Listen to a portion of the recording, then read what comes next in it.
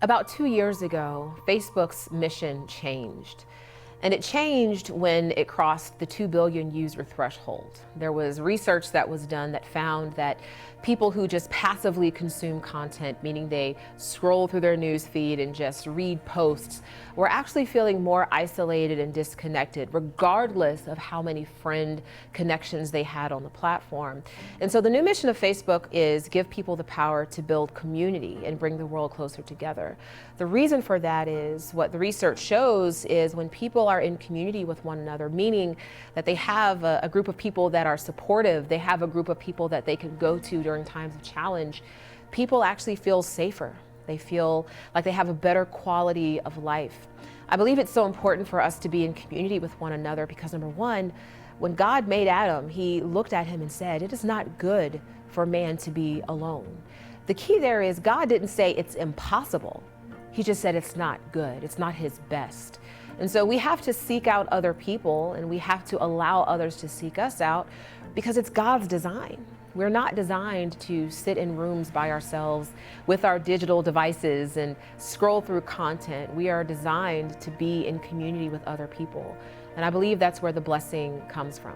We create opportunities for meaningful community by being intentional about it. You have to realize that community is not going to just happen spontaneously. As a matter of fact, the law of physics tells us that it is chaos that comes from order, not the other way around. So what that means is we have to constantly and intentionally look for opportunities to create meaningful connections with people. And that could also mean getting out of our comfort zone. If we see somebody who is isolating themselves, we have to actually compel ourselves to reach out to them and let them know that we care about them. And we have to set that as a goal where we are not comfortable just doing life by ourselves. We live in an increasingly contentious society, and I think that one of the biggest challenges confronting us right now is that we in many ways have become a society of tribes.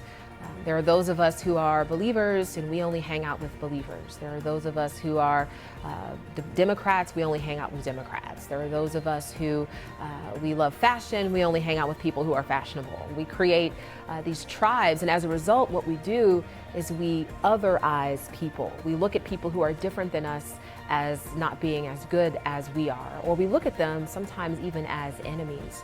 I believe that we have to be intentional about building bridges with people who think differently, look differently, have different opinions about life, because only when we build those bridges can we not only discover growth within ourselves, but we can actually help other people to discover within themselves perhaps an opportunity to change their own minds. But it works both ways, because as we build those bridges, we may discover that it's our minds that need to be changed. And I believe that as Christians, God places us in every domain that we're in, whether it's our job, our neighborhood, wherever it may be, so that we can take territory for his kingdom. What that means is we can't take territory by ourselves. We can't isolate ourselves. And we have to build relationships with people who think differently than we do. There's an idea that we live in such a fast-paced world that people just don't have time for community. They don't have time to get to know new people. We don't have time to make more friends. But I actually believe the opposite. I believe we don't have the time not to, because it's in making those relationships that we actually discover the quality of life that God intended for us to have. I think in a fast-paced, high-pressure environment like Silicon Valley in particular, it's very tempting to just get the job done, stay heads down, don't build relationships, don't make friends, just do the job. But what we have to do, not just in Silicon Valley, but I believe everywhere, is we have to set the goal that people are more important than the task at hand.